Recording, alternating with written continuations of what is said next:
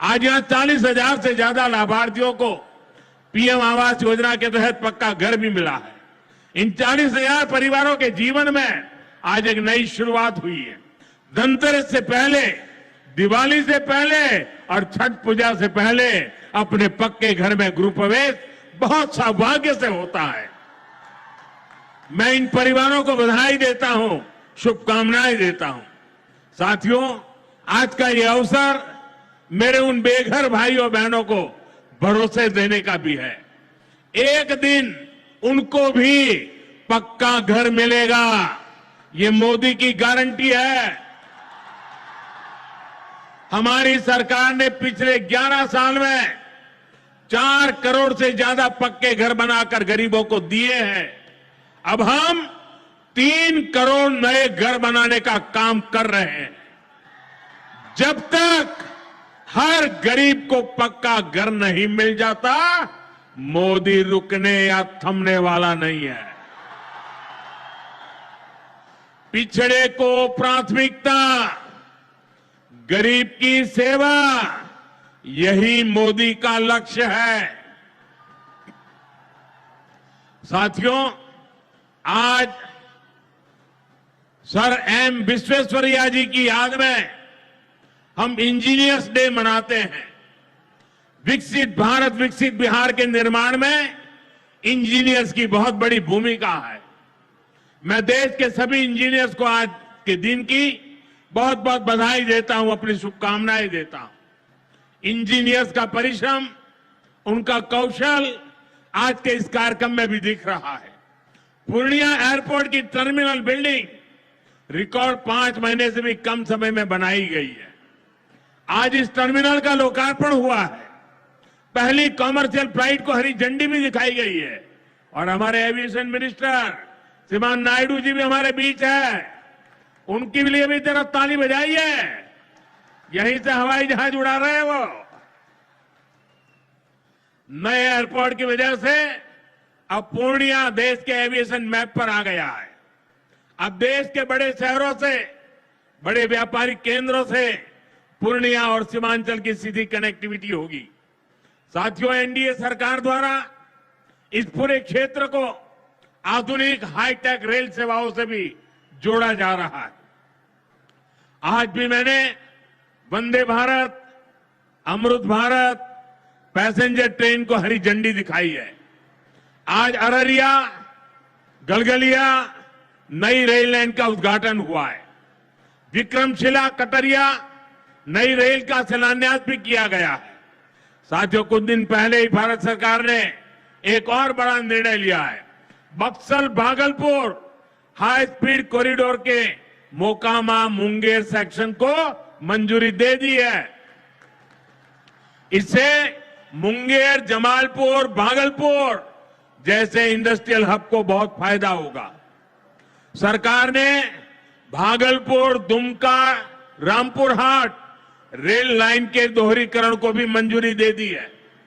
साथियों, देश के विकास के लिए बिहार का विकास जरूरी है और बिहार के विकास के लिए पूर्णिया और सीमांचल का विकास जरूरी है।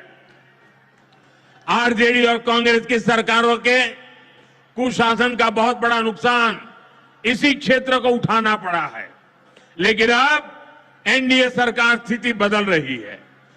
अब ये क्षेत्र विकास के फोकस में है। साथियों, बिजली के क्षेत्र में भी बिहार को आत्मनिर्भर बनाने का काम चल रहा है।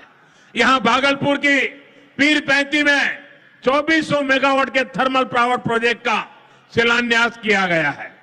साथियों, बिहार की डबल इंजन की सरकार यहां के किसानों और पशुपालकों की आय बढ़ाने के लिए प्रतिबद्ध है। आज Kosi Mechi intra state river link project के पहले फेज का शिलान्यास भी हुआ है। इसे ईस्टर्न कोसी मैन कैनाल का विस्तार होगा। इसे लाखों हेक्टेयर भूमि की सिंचाई में सुविधा होगी और बाढ़ की चुनौती से निपटने में भी आसानी होगी। साथियों, बिहार के किसानों के पास आय का एक साधन मखाने की खेती भी रहा है, लेकिन पिछली सरकारों ने मखाने की भी उपेक्षा की और मखाना किसानों की भी उपेक्षा की। और मैं दावे से कहता हूं, ये जो आजकल यहां आकर के चक्कर काटते हैं ना, उन्होंने मेरे आने से पहले मखाना का नाम भी नहीं सुना होगा। यह हमारी सरकार है जिसने मखाना को प्राथमिकता दी है। साथियों, मैंने बिहार के आप लोगों से राष्ट्रीय मखाना बोर्ड के गठन का वायदा किया था। केंद्र सरकार ने कल ही राष्ट्रीय मखाना बोर्ड की स्थापना के लिए नोटिफिकेशन जारी कर दिया है। मखाना किसानों को मखाने की अच्छी कीमत मिले, टेक्नोलॉजी का इस्तेमाल बढ़ाया जाएगा। राष्ट्रीय मखाना बोर्ड इसके लिए निरंतर काम करेगा। मखाना सेक्टर के विकास के लिए हमारी सरकार ने करीब 425 करोड़ रुपए की योजना को मंजूर किया है। साथियों, बिहार के विकास की ये गति, बिहार की प्रगति कुछ लोगों को रास नहीं आ रही है। जिन लोगों ने दशकों तक बिहार का शोषण किया, इस मिट्टी को धोखा दिया, आज वो ये मानने को तैयारी नहीं कि बिहार भी नए कीर्तिमान बना सकता है। आप देखिए, बिहार के हर क्षेत्र में हजारों करोड़ रुपए के डेवलपमेंट प्रोजेक्ट पर काम चल रहा है। बिहार के राजगीर में हॉकी का एशिया कप जैसा बड़ा आयोजन हुआ। औटा सिमरिया पुल जैसे ऐतिहासिक निर्माण कार्य बिहार में हुए। Made in Bihar rail engine Africa तक एक्सपोर्ट होकर जा रहा है। लेकिन ये सब कांग्रेस और आरजेडी वालों को पच नहीं रहा है। बिहार जब भी आगे बढ़ता है, ये लोग बिहार का अपमान करने में जुट जाते हैं। अभी आपने देखा होगा, आरजेडी की सहयोगी कांग्रेस पार्टी सोशल मीडिया पर बिहार की तुलना बी से कर रही है। इन लोगों को बिहार से इतनी नफरत है, इन लोगों ने घोटाले और भ्रष्टाचार करके बिहार की साख को बहुत नुकसान पहुंचाया। अब बिहार को विकास करते देखकर कांग्रेस आरजेडी ने फिर बिहार को बदनाम करने की ठान ली है। भाइयों बहनों, ऐसी मानसिकता वाले लोग कभी बिहार का भला नहीं कर सकते। जिन लोगों को अपनी तिजोरी भरने की चिंता रही हो, वो गरीब के घर की चिंता क्यों करें। कांग्रेस के एक प्रधानमंत्री ने माना था कि कांग्रेस सरकार 100 पैसा भेजती है, 100 रुपये, तो 85 पैसा बीच में ही लूट जाता है। आप मुझे बताइए, कांग्रेस आरजेडी की सरकार में सीधे गरीब के खाते में पैसे आ पाते थे। लालटेन जला करके वो पंजा उस पैसों को हाथ मारता था और 85 पैसे मार लेते थे। कोरोना के बाद से ही हर गरीब को मुफ्त राशन मिल रहा है। क्या कांग्रेस आरजेडी की सरकार में आपको मुफ्त अनाज मिल पाता क्या? आज आयुष्मान योजना की वजह से हर गरीब को 5 लाख रुपए तक मुफ्त इलाज की सुविधा है। जिन लोगों ने आपके लिए अस्पताल तक नहीं बनवाए, वो आपको मुफ्त इलाज की सुविधा, मैं आपसे पूछना चाहता हूं, क्या ये मुफ्त इलाज की सुविधा दे पाते क्या? आपकी चिंता कर सकते क्या? साथियों, कांग्रेस और आरजेडी ने न केवल बिहार के सम्मान को खतरा है, बल्कि बिहार की पहचान को भी खतरा है। आज सीमांचल और पूर्वी भारत में घुसपैठियों के कारण डेमोग्राफी का कितना बड़ा संकट खड़ा हो चुका है। बिहार, बंगाल, असम, कई राज्यों के लोग अपनी बहनों बेटियों की सुरक्षा को लेकर चिंतित है। इसलिए ही मैंने लाल किले से डेमोग्राफी मिशन की घोषणा की है। लेकिन वोट बैंक का स्वार्थ देखिए, कांग्रेस, आरजेडी और उसके इकोसिस्टम के लोग घुसपैठियों की वकालत करने में जुटे हैं, उन्हें बचाने में लगे हैं और बेशर्मी के साथ विदेश से आए घुसपैठियों को बचाने के लिए ये नारे लगा रहे हैं, यात्राएं निकाल रहे हैं। ये लोग बिहार और देश के संसाधन और सुरक्षा दोनों को दांव पर लगाना चाहते हैं। लेकिन आज पूर्णिया की इस धरती से मैं इन लोगों को एक बात अच्छी तरह समझाना चाहता हूं। ये आरजेडी कांग्रेस वालों की जमात, जरा कान खोल के मेरे बात सुन लो। जो भी घुसपैठिया है उसे बाहर जाना ही होगा। घुसपैठ पर ताला लगाना एनडीए की पक्की जिम्मेदारी है। जो नेता बचाव में खड़े हैं, जो घुसपैठियों को बचाने के लिए मैदान में आ जाए हैं, मैं जरा उनको चुनौती देता हूं। आप घुसपैठियों को बचाने में चाहे जितना जोर लगा लें, आप घुसपैठियों को हटाने के संकल्प पर काम करते रहेंगे। जो लोग घुसपैठियों की ढाल बनते हैं, वो सुन ले, भारत में भारत का कानून चलेगा, घुसपैठियों की मनमानी नहीं चलेगी। ये मोदी की गारंटी है। घुसपैठियों पर कार्रवाई भी होगी और देश इसका अच्छा परिणाम भी देख के रहेगा। घुसपैठ के समर्थन में कांग्रेस आरजेडी वाले जो विषय उछाल रहे हैं, बिहार और देश की जनता उन्हें बहुत करारा जवाब देने जा रही है। साथियों, कांग्रेस और आरजेडी बीते 2 दशक से बिहार की सत्ता से बाहर है और निसंदेह इसमें सबसे बड़ी भूमिका बिहार की मेरी माताओं बहनों की है। मैं बिहार की माताओं बहनों को विशेष प्रणाम करता हूं। आज आरजेडी के दौर में खुलेआम हत्या, बलात्कार और फिरौती जैसे अपराधों की सबसे बड़ी भुक्तभोगी बिहार की मेरी माताएं बहनें, यहां की महिलाएं थी। डबल इंजन सरकार में वही महिलाएं लखपति दीदी और ड्रोन दीदी बन रही है। ड्रोन दीदी बनाने का काम आज हम कर रहे हैं। सेल्फ हेल्प ग्रुप के जरिए महिलाएं इतनी बड़ी क्रांति कर रही है। खासकर नीतीश जी के नेतृत्व में यहां जीविका दीदी अभियान की सफलता को अभूतपूर्व रही है। पूरे देश के लिए बिहार प्रेरणा है। साथियों, आज भी यहां लगभग 500 करोड़ रुपए का कम्युनिटी इन्वेस्टमेंट फंड हमारी इन बहनों के लिए जारी किया गया। 500 करोड़ रुपया।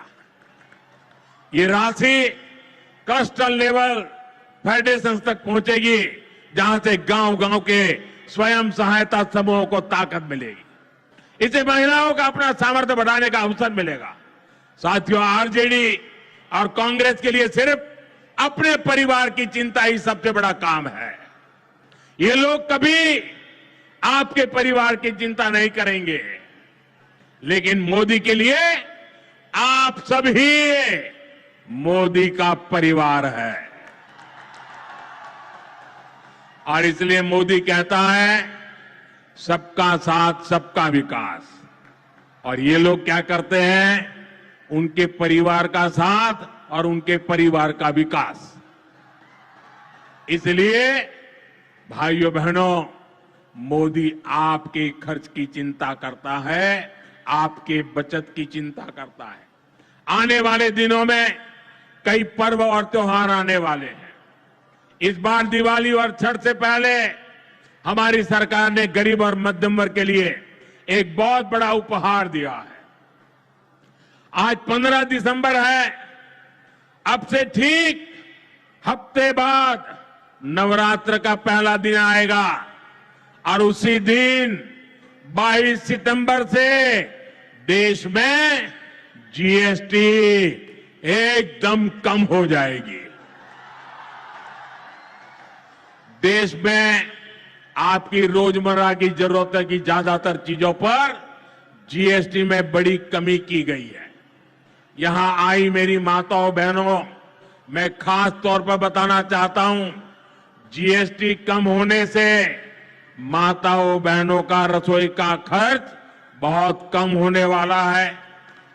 मंजन, साबुन, शैम्पू से लेकर घी और खाने की कई चीजें सस्ती हो जाएगी। बच्चों की पढ़ाई में काम आने वाली स्टेशनरी की कीमत घट जाएगी। त्योहार में इस बार बच्चों के लिए नए कपड़े और जूते खरीदना भी आसान हो जाएगा, क्योंकि ये भी सस्ते होने वाले हैं। जब गरीब की चिंता करने वाली सरकार होती है, तो ऐसे ही गरीबों की भलाई के काम करती है। साथियों, आजादी की लड़ाई में पूर्णिया के संतानों ने अंग्रेजों को भारत की ताकत दिखाई थी।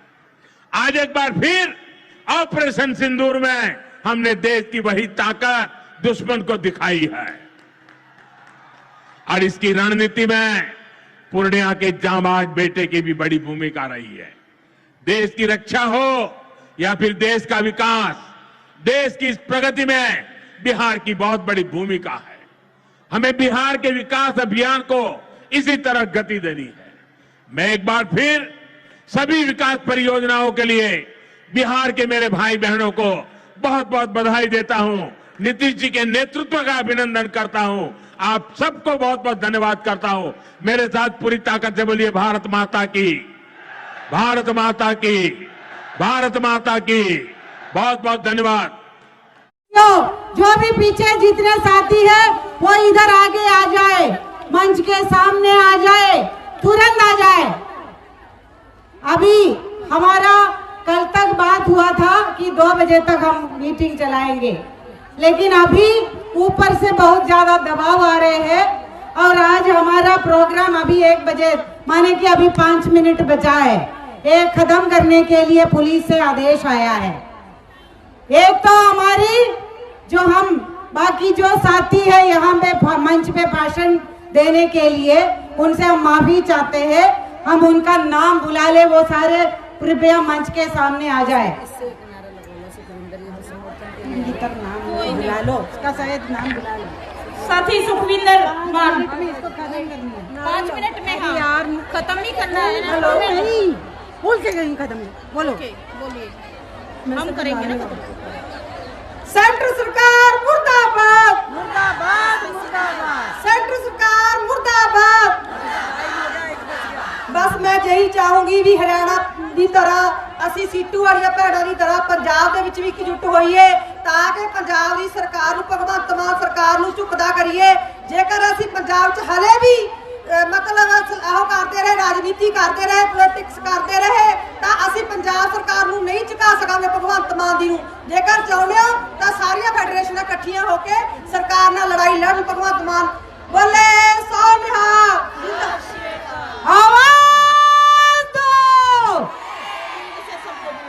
कॉमरेड जो यूपी से संगीता है, उत्तराखंड से मालती शर्मा है, वो सामने आ जाए। और महाराष्ट्र से पुष्पा पाटिल जो हमारी फेडरेशन की कोषाध्यक्ष है, जम्मू से सुनीता भगत सारे मंच के सामने आ जाए। कश्मीर से फिरदोशा और जो किसान सभा से तेलंगाना से जयलक्ष्मी और साथ ही हमारे साथ में उत्तराखंड से ये शिवा दुबे, हाँ, उत्तराखंड से।